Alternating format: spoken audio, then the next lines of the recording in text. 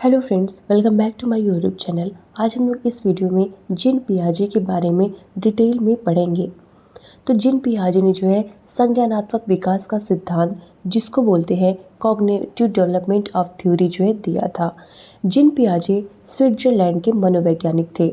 ध्यान में रखना है, पियाजे के अकॉर्डिंग बच्चे सक्रिय ज्ञान का निर्माता होते हैं। यानी बच्चे क्या होते हैं? एक्टिव लर्नर होते हैं। मतलब वर्तमान में क्या करते हैं? चीज़ों को जो है देख कर, सीख कर, इंटरेक्ट करके सीखते हैं। इन्होंने जो है बच्चे को नन्हा वैज्ञानिक कहा, जो संसार के बारे में अपने सिद्धांतों की रचना करते हैं। इन्होंने क्या कहा? जैसे बच्चे खोजबीन करके सीखते हैं ना, तो इन्होंने बच्चों को नन्हा वैज्ञानिक कहा। इन्होंने कहा बच्चों का विकास वातावरण के साथ अंतरक्रिया करके होता है।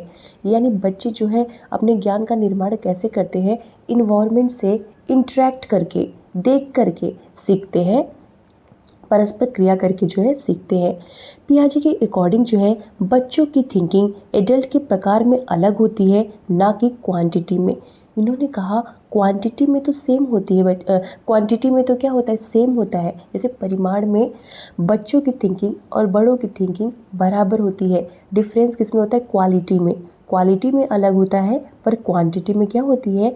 सेम होती है। ये ध्यान में रखना है, ये बहुत बार बार पूछा जाता है। अब हम लोग जो है कॉन्सेप्ट ऑफ कॉग्निटिव डेवलपमेंट समझते हैं। पहला कॉन्सेप्ट है अनुकूलन, जिसको कहते हैं एडॉप्टेशन। जब वातावरण के अनुसार कोई व्यक्ति अपने आप को क्या कर लेता है? ढाल लेता है, तो उसको क्या कहते हैं? एडॉप्टेशन कहते हैं। जैसे आप शहर में रहते हो, फिर आपको क्या करना है? गांव में जाना है। तो फिर आप शहर में का रहन सहन पहनावा अलग होता है। जब आप गांव में जाते हो तो उस हिसाब से पहनते हो, उस हिसाब से रहते हो, उस हिसाब से लोगों से बातचीत करते हो, घुल मिल के रहते हो। तो ये क्या हो गया? अपने वातावरण के अनुसार खुद को आपने ढाल लिया, तो वही क्या हो गया? एडॉप्टेशन हो गया। नेक्स्ट होता है एडॉप्टेशन भी दो तरीके का इसमें प्रक्रिया होती है। एक होता है एसिमिलेशन। एसिमिलेशन में क्या करता है बच्चा? जब कोई पूर्व ज्ञान के साथ नए ज्ञान को जोड़ता है, तो उसको एसिमिलेशन कहते हैं।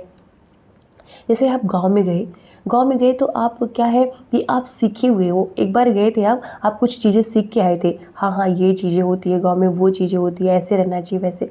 जब आप दोबारा जाओगे तो पहले वाले ज्ञान को जो है उसमें क्या करोगे? ऐड करके नए ज्ञान की रचना करोगे कि हाँ, ये वाली चीज़ को मैंने अडॉप्ट कर लिया, अब तो ये चीज़ करना है मुझे। तो आप समझ गए ना कि अब दोबारा गए तो आप समझ जाओगे कि हाँ हाँ, ऐसे करना है। तो वही क्या हो जाएगा? एसिमिलेशन हो जाएगा।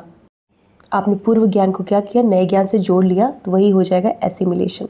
एक होता है समायोजन, जिसको क्या कहते हैं? एकोमोडेशन कहते हैं। इसमें क्या होता है? पूर्व ज्ञान में परिवर्तन करके वातावरण के साथ तालमेल बिठाता है इंसान।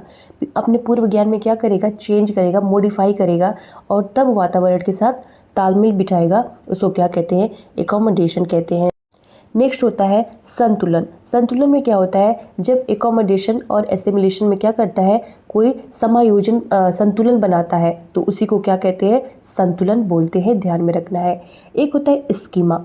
स्कीमा क्या होता है? मानव के दिमाग में जो चीज़ें पहले से स्टोर होती हैं, वह उनका प्रयोग करके किसी विषय के प्रति क्या करता है? धारणा बनाता है।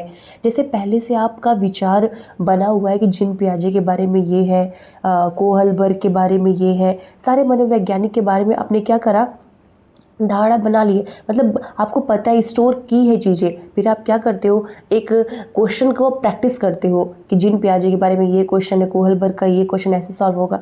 तो ये क्या किया आपने? धारणा बनाया ना, कि मतलब कि पहले से आपके दिमाग में कॉन्सेप्ट चीज़ें थी, फिर आपने क्या किया? उसका जो इम्प्लीमेंटेशन क्वेश्चन सॉल्व करने में किया। तो यही क्या हो जाएगा? स्कीमा हो जाएगा।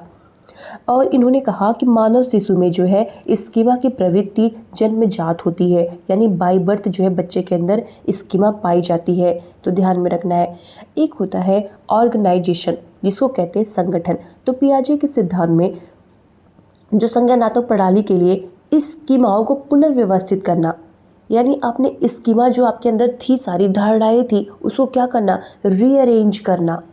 कि मतलब कि पियाजे के क्वेश्चन को ऐसे सॉल्व करना है, कोहलबर्ग को इस तरीके से सॉल्व करना है, और वुडवर्थ को ऐसे सॉल्व करना है। तो आपने क्या किया? रीअरेंज कर लिया। तो वही क्या हो गया? ऑर्गेनाइजेशन हो गया, संगठन हो गया। अब हम लोग जो है स्टेजेस की बात करते हैं। तो पियाजे ने जो है संज्ञानात्मक विकास की 4 अवस्थाएं बताई। पहली है संवेदी पेशी अवस्था जिसको क्या कहते हैं, sensory motor stage. Sensory motor stage जो होता है 0 से 2 वर्ष तक होता है, यानी जन्म से 2 वर्ष तक के बच्चे में सेंसरी मोटर स्टेज उनकी होती है। इस अवस्था में बच्चा जो है अपने ज्ञानेंद्रियों के माध्यम से सीखता है, जैसे आँख, कान, नाक, उंगली, जीभ, इन सब के माध्यम से बच्चा जो है सीखता है। देखिए इसमें सबसे इम्पॉर्टेंट क्या है वो ध्यान में रखते हैं। बच्चा इसमें क्या करता है, रिफ्लेक्स एक्शन करता है। रिफ्लेक्स एक्शन मतलब ग्रिपिंग करेगा, सकिंग करेगा, ये सब जो है बच्चा करता है जब 30 दिन का होता है। सबसे इम्पॉर्टेंट इसमें क्या होता है कि बच्चे के अंदर ऑब्जेक्ट परमानेंस का गुण पाया जाता है। तो इसको ध्यान में रखना, बच्चे के अंदर क्या होता है, ऑब्जेक्ट परमानेंस का गुण किस में पाया जाता है, तो सेंसरी मोटर स्टेज में जो है पाया जाता है। दूसरा होता है पूर्व संक्रियात्मक अवस्था, जिसको क्या कहते हैं, प्री ऑपरेशनल स्टेज कहते हैं। इस अवस्था में क्या होता है, बच्चा सिंबल्स का यूज करने में निपुण हो जाता है। मतलब क्या होता है, बच्चा जो है सिंबल्स का यूज क्या करता है, कर पाता है। दूसरा है जीववाद। जीववाद जिसको कहते हैं एनिमिज्म। एनिमिज्म जब बच्चा सजीव और निर्जीव वस्तु में क्या करता है, अंतर नहीं कर पाता। इस एज में बच्चे को नहीं पता चलता कि क्या सजीव है क्या निर्जीव है। जैसे बच्चा रो रहा है, बहुत रो रहा है, तो अगर उसे दीवार से चोट लग गई, वो रोने लगा, ठीक है, तो फिर आप क्या करोगे, आप कहते हो लो मैंने दीवार को मार दिया, तो बच्चा चुप हो गया ना, क्योंकि उसको ये नहीं पता कि दीवार क्या है, इंसान नहीं है, सजीव नहीं है। उसको लगता है कि हाँ इसको भी चोट लग गई, तो क्या करता है, खुश हो जाता है, रोना बंद कर देता है। तो इसमें क्या होता है, क्योंकि बच्चे के अंदर एनिमिज्म का जो है अंतर नहीं कर पाता, यानी सजीव और निर्जीव के बीच में भेदभाव नहीं कर पाता। एक होता है अहम केंद्रिता, एगोसेंट्रिज्म। इसमें बच्चा क्या होता है, अहम केंद्रित होता है।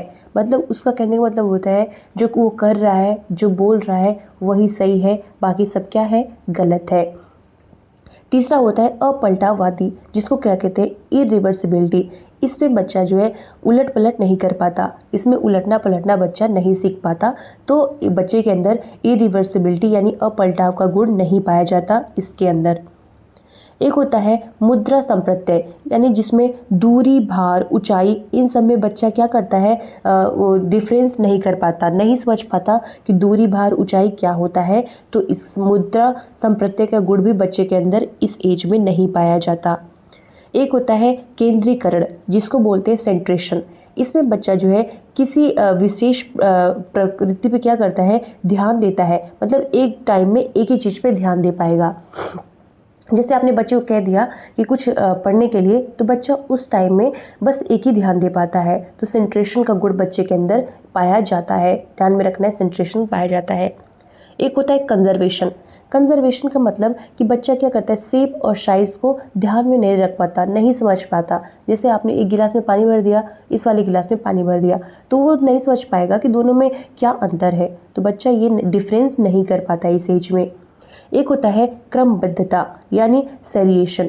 सेरिएशन मतलब होता है कि समान वस्तु को सजाना, बच्चा जो है उसके अंदर ये एबिलिटी नहीं होती, यानी वो सेरिएशन नहीं कर पाता। दूसरी अवस्था है मूर्त संक्रियात्मक अवस्था। इसमें जो है प्री ऑपरेशनल स्टेज में जो बच्चा नहीं कर पा रहा था उस सारी चीज़ों को किस में करेगा, कॉन्क्रीट ऑपरेशनल स्टेज यानी मूर्त संक्रियात्मक अवस्था में करता है। यह अवस्था कब से कब तक होती है, तो 7 से 11 वर्ष में होती है। इस अवस्था में बच्चा सामने रखी हुई चीज़ों को देखकर ही कुछ कर सकता है या उन पर जो है चिंतन करना शुरू कर देता है, यानी मूर्त चिंतन करना स्टार्ट कर देता है। यानी सामने कोई चीज़ रखी है तो बच्चा क्या करने लगता है, मूर्त चिंतन जो है करने लगता है। और इस अवस्था में क्या होता है, अपलटावादी, जीववादी, मुद्रा संरक्षण, क्रमबद्धता की योग्यता, सारे कॉन्सेप्ट जो है बच्चे के अंदर गुण आ जाते हैं।